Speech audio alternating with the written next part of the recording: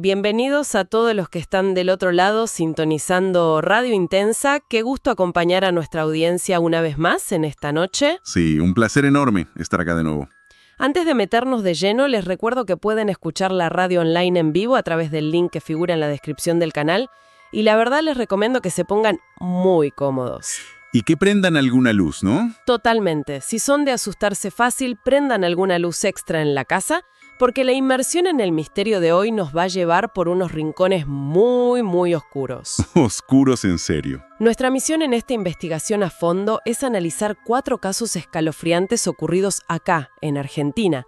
Y, a ver, son eventos que no salen de cuentos de fogón. Para nada. Están documentados en archivos históricos, reportes de investigadores y artículos de especialistas. Sucesos que literalmente te ponen los pelos de punta y desafían cualquier tipo de lógica. Y lo fascinante acá es que si analizamos estos archivos con detenimiento, lo que verdaderamente aterra no son los relatos en sí. Claro. Lo que nos deja sin dormir, digamos, es la evidencia física, el rastro palpable y ese patrón de comportamiento que estas anomalías dejan atrás en el mundo real. No estamos hablando de sombras difusas o la típica leyenda urbana del barrio. Exacto, no es una leyenda urbana. Son cicatrices físicas en nuestra realidad que la ciencia y la lógica moderna simplemente no pueden explicar. Es cuando el cuento de fantasmas choca de frente con la realidad cruda.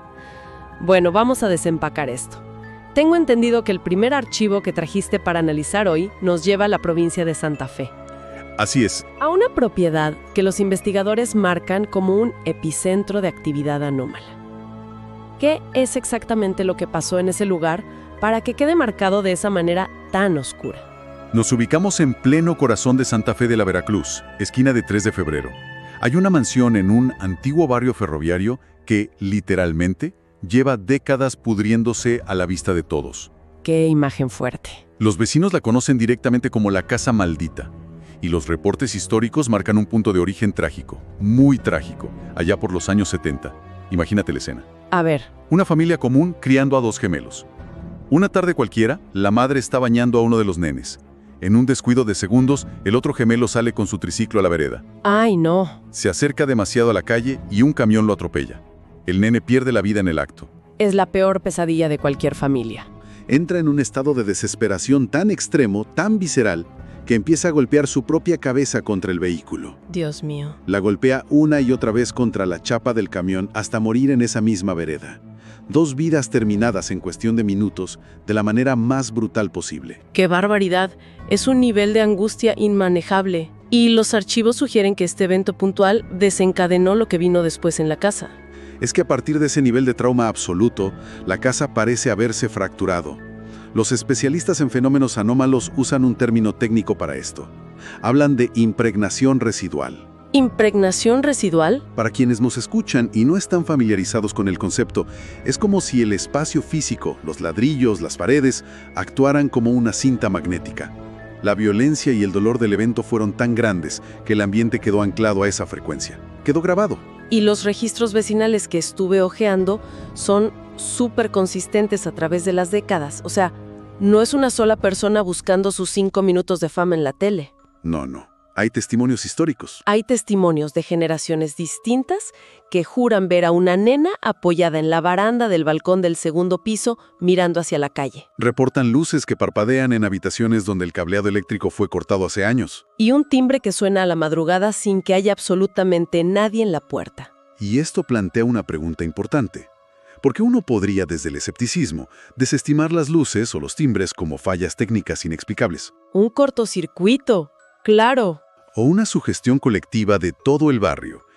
Pero la prueba real de que hay algo profundamente mal en esa esquina no son las apariciones, es la absoluta ausencia de vida. ¿A qué te referís con la ausencia de vida? A que la evidencia más fuerte está en el vacío. Hay que analizar lo que ocurrió durante la trágica inundación de Santa Fe en el año 2003. Claro, cuando el río Salado desbordó y media ciudad quedó bajo el agua. Fue un desastre humanitario tremendo. Exactamente. Cientos de familias lo perdieron todo de un momento a otro y buscaban refugio desesperadamente en cualquier estructura que siguiera en pie. Los reportes indican que hubo gente que entró a esa mansión para escapar del desastre y... No me digas que se fueron. No aguantaron ni una sola noche. Las familias prefirieron volver a la calle, al frío, a la lluvia y al agua contaminada, antes que quedarse un minuto más allá adentro. Imagínate el nivel de terror que te tiene que generar un ambiente para que, teniendo a tu familia empapada y muerta de frío, digas, prefiero dormir en un techo flotando en la calle antes que en esta sala. Es un instinto de supervivencia superior al miedo a los elementos. Y hay un detalle que me parece que aporta un poco de humor negro a toda esta tragedia, que es el tema inmobiliario. Tenés una casa enorme en una esquina cotizada de Santa Fe y ni siquiera una inmobiliaria ávida de ganancias puede venderla. Es un disparate. Traen albañiles para refaccionar, para lavarle la cara a la propiedad, y los tipos dejan el laburo tirado a los 3 días porque escuchan susurros y silbidos en los pasillos vacíos. El trauma quedó anclado en la estructura. El mercado inmobiliario, que suele ser una máquina imparable y capitalista, choca contra una pared de lo irracional y pierde. Pierde por goleada. Totalmente. La casa es una anomalía física que repele la presencia humana. Y ese mismo rechazo a lo inexplicable nos lleva a preguntarnos qué pasa cuando el misterio se mete en un espacio que está iluminado, activo y, sobre todo, hipervigilado por la tecnología moderna. Ya sé a dónde vamos. Pasemos al segundo archivo. Mendoza, año 2019. Hospital Finocheto. Este caso es fascinante porque no dependemos solo de relatos verbales o memorias de los vecinos. Este caso representa un quiebre en la investigación paranormal porque tenemos un documento visual irrefutable. Son las 3 de la mañana. Un guardia de seguridad de la empresa Securitas está completamente solo en la recepción. El turno más pesado. Las cámaras de seguridad en alta definición del hospital lo graban interactuando con algo invisible. Pero lo crucial acá es analizar el lenguaje corporal del guardia. No está teniendo espasmos ni hablando al aire de forma errática. No parece estar teniendo un brote psicótico, para nada. Se levanta de su silla, agarra la libreta del mostrador, toma notas, asiente con la cabeza como si estuviera escuchando a alguien con mucha atención e incluso va a buscar una silla de ruedas. Sí. Le quita la cinta de seguridad y se la ofrece a esta entidad, y en perfecta sincronía, las puertas automáticas de vidrio de la entrada principal se abren y se cierran solas. Yo vi ese video filtrado en los archivos de los investigadores y te hiela la sangre por la naturalidad con la que se mueve este muchacho. Es un día más en la oficina para él. ¿Tal cual? Pero la parte que realmente rompe los esquemas es el testimonio posterior del guardia. ¿Qué dijo él que estaba viendo en ese momento frente al mostrador? Cuando lo interrogan, el hombre, que es una persona madura sin antecedentes psiquiátricos, relata con total convicción que atendió a una paciente anciana. Detalla que la mujer le pidió ayuda y le dio su nombre. ¿Le dio un nombre específico? Un nombre y apellido. Describe su ropa, su contextura física y su tono de voz. Cuando las autoridades del hospital cruzan esa información con sus registros, descubren que la descripción exacta, hasta el último detalle, correspondía a una paciente que había fallecido en ese mismo hospital. ¡Qué locura! Falleció el día anterior. Es un golpe directo a la lógica. Te deja sin palabras. ¿Y cuál fue la respuesta oficial? Porque me imagino que las autoridades del hospital y la empresa de seguridad no iban a salir a dar una conferencia de prensa confirmando que tienen fantasmas paseando por la guardia a las 3 de la mañana. Si conectamos esto con el panorama general de cómo reaccionan las instituciones frente a lo anómalo, vemos un patrón de comportamiento de manual. Sí, negar todo. Es la necesidad desesperada de racionalizar lo inexplicable para no perder el control.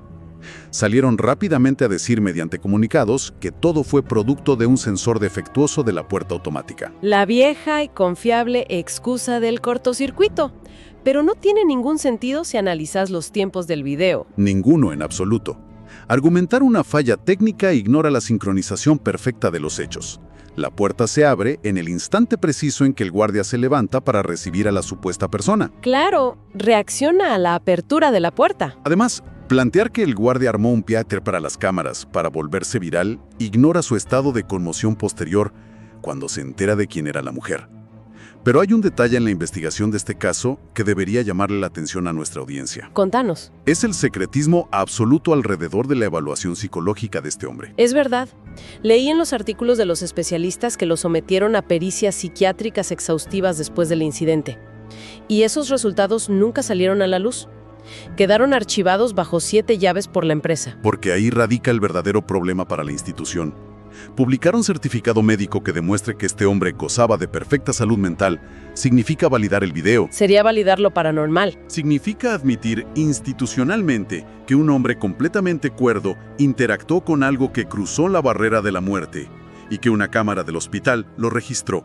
Frente a esa evidencia cruda, el sistema prefiere silenciar la información antes que reestructurar sus creencias fundamentales. Esconden la basura bajo la alfombra, y esa incapacidad de las instituciones y de nuestra tecnología para lidiar con lo que no entendemos se ve claramente en tierra. Pero si eso pasa en un hospital, ni me quiero imaginar la vulnerabilidad absoluta cuando estás en el aire. Uy, el aire es otro nivel de indefensión. Acá es donde se pone realmente interesante. Contadnos sobre el tercer archivo, porque nos vamos directo a los cielos de la Patagonia. 31 de julio de 1995. Este es uno de los incidentes aeronáuticos más documentados y contundentes de nuestra historia.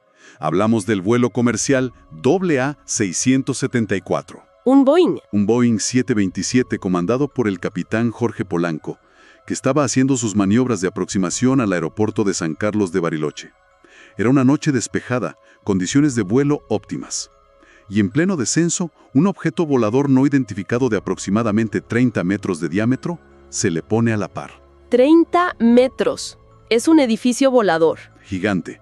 Polanco lo describe en sus reportes técnicos como un plato de sopa al revés, que presentaba luces verdes girando a altísima velocidad en los bordes y un centro naranja pulsante. Y no estamos hablando de un aficionado mirando el cielo desde el patio de su casa con unos binoculares.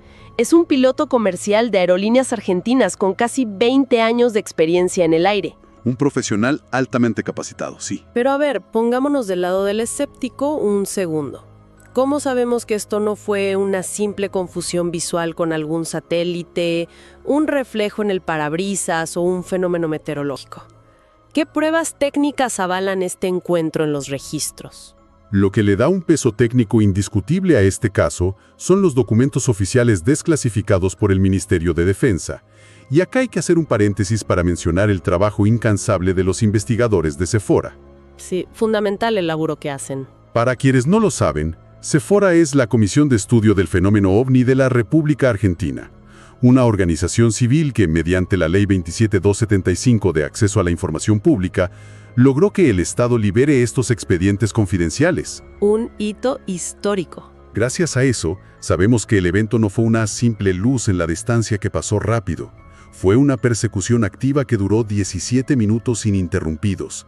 El ovni igualaba la velocidad y la trayectoria del avión comercial, ignorando cualquier límite aerodinámico. Ignorando todas las leyes de la física que conocemos. Se movía de una manera imposible para nuestra tecnología. Y el nivel de caos que generó abajo y arriba. Imagínate estar tratando de aterrizar un avión lleno de pasajeros con esa cosa enorme pegada al ala, literal. Y encima, mientras se acercan a la pista, de repente toda la ciudad de Bariloche sufre un apagón masivo. Se quedan completamente oscuras en medio de la noche. Ese es el detalle que convierte al caso en una anomalía sistémica grave. No fue que saltó un fusible en una casa cerca del aeropuerto. La red eléctrica de toda la ciudad colapsó precisamente cuando el objeto se aproximó. Una coincidencia demasiado perfecta. El aeropuerto intentó encender su generador de emergencia para iluminar la pista, pero los reportes técnicos indican que el motor del generador se aceleró solo, a un nivel imposible de alcanzar.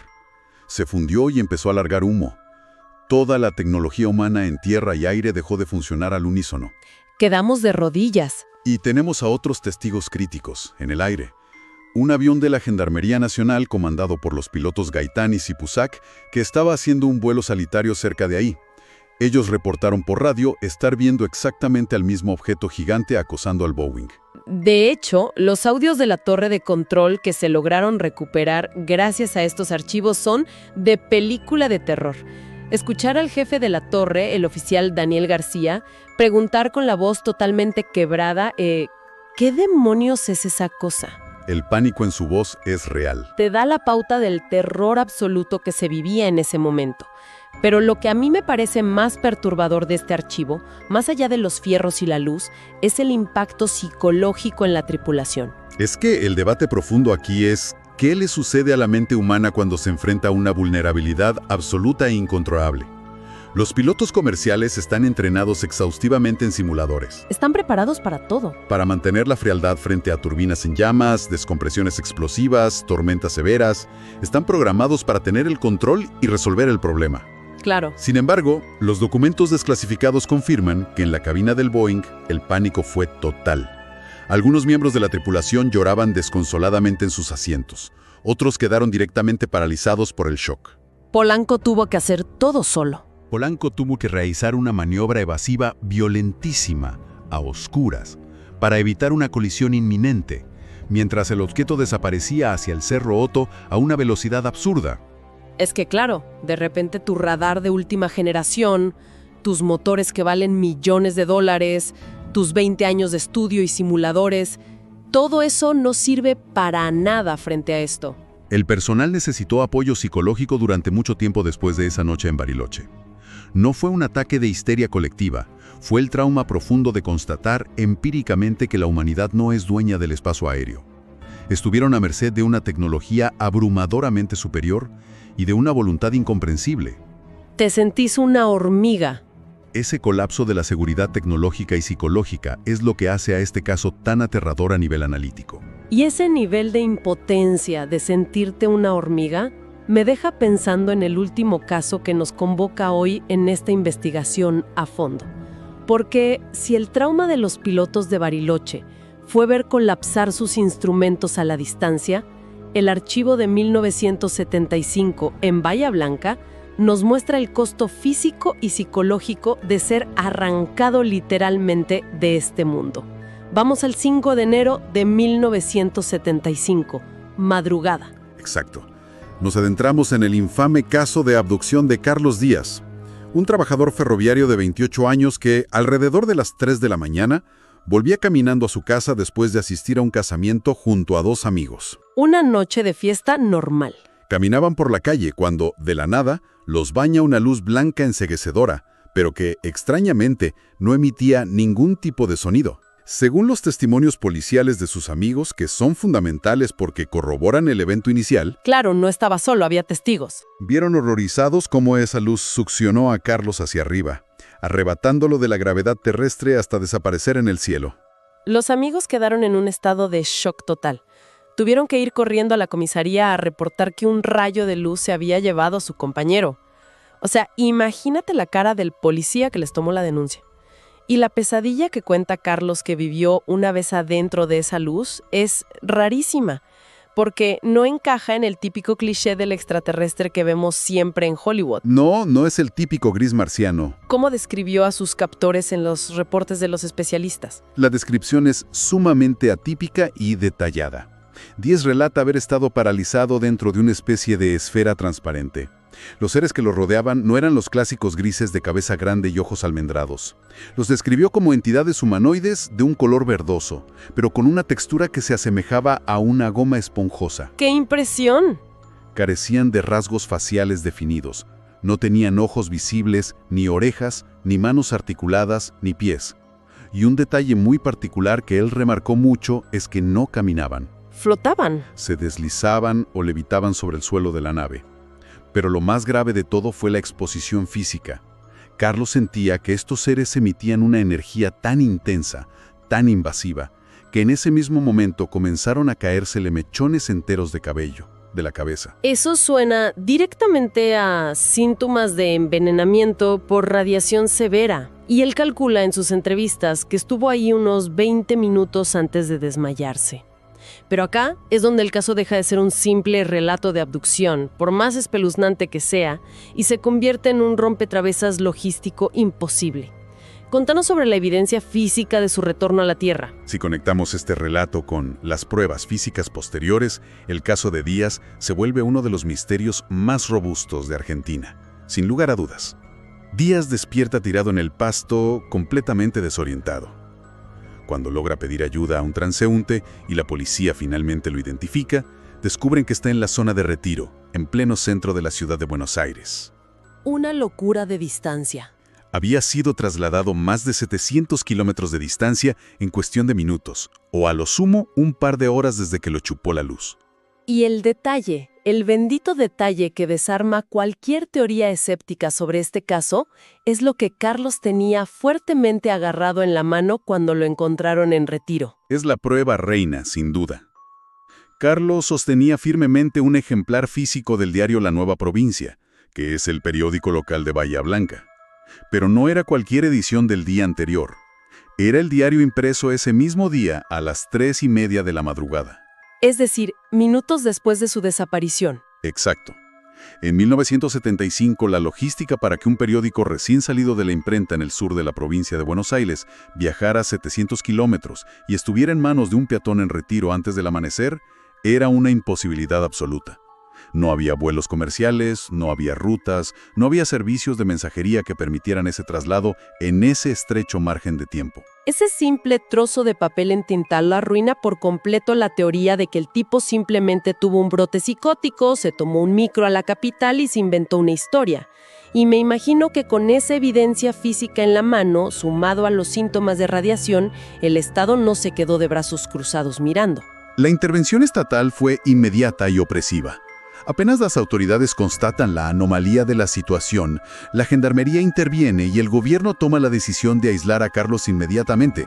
Lo internan bajo estricta vigilancia en el Hospital Ferroviario de Buenos Aires durante 17 largos días. Casi 3 semanas encerrado. Los archivos médicos de esa internación confirman que le realizaron todo tipo de estudios toxicológicos y psiquiátricos. No había rastros de drogas, no había alcohol, ni signos de esquizofrenia. Pero sí confirmaron una pérdida severa de cabello y rastros anómalos en su organismo, totalmente compatibles con exposición radiactiva. Y después de esos 17 días de ser un conejillo de indias del gobierno, lo devuelven a la sociedad como si nada. Pero el costo de haber vivido algo así debe ser, no sé, devastador para cualquier psiquis humana. Ese es el aspecto más oscuro del fenómeno, y el que los especialistas siempre recalcan.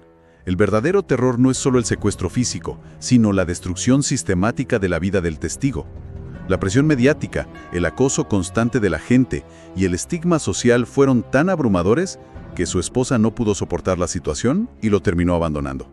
Le destruyeron la familia. Carlos Díaz tuvo que vivir los siguientes 15 años prácticamente en la clandestinidad, mudándose de pueblo en pueblo, escapando de una sociedad que lo señalaba con el dedo por haber tocado lo desconocido.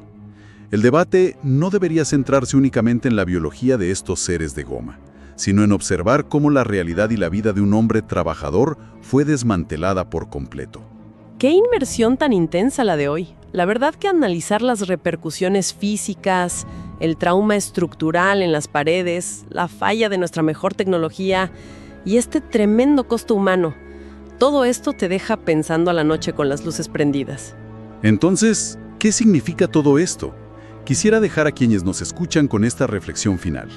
Lo que verdaderamente hiela la sangre no son las luces girando en el cielo patagónico, ni las sombras recorriendo los pasillos vacíos de un hospital o una casa. Lo aterrador son las huellas físicas que se niegan a borrarse. Las marcas que dejan. Un diario de Bahía Blanca materializado a cientos de kilómetros de su origen. Los motores eléctricos de toda una ciudad apagados al unísono. Una mansión vacía que, en medio de la miseria y la necesidad desesperada, nadie se atreve a habitar. Cuando lo completamente imposible rompe las reglas de la física y deja una cicatriz permanente en nuestra realidad, ¿cómo hace la sociedad para levantarse al día siguiente y seguir mirando hacia otro lado? Tremendo. Un cierre perfecto para dejarnos a todos recalculando nuestra propia noción de la realidad. Bueno, llegamos al final de nuestra investigación de hoy. Agradecemos inmensamente a todos los que nos sintonizaron por Radio Intensa. Si este análisis de archivos históricos los dejó pensando, no se olviden de suscribirse al canal, darle like al contenido y dejarnos sus comentarios abajo. Siempre leemos los comentarios, así que anímense a escribir. Tal cual. De hecho, los invitamos explícitamente a que nos propongan en la sección de comentarios qué casos, enigmas o temas especiales les gustaría que investiguemos en nuestras futuras emisiones. Nos encanta leerlos y armar el contenido en base a lo que ustedes piden. Descansen, si pueden. Hasta la próxima, amigos del misterio y lo paranormal. Y recuerden, siempre nos están vigilando.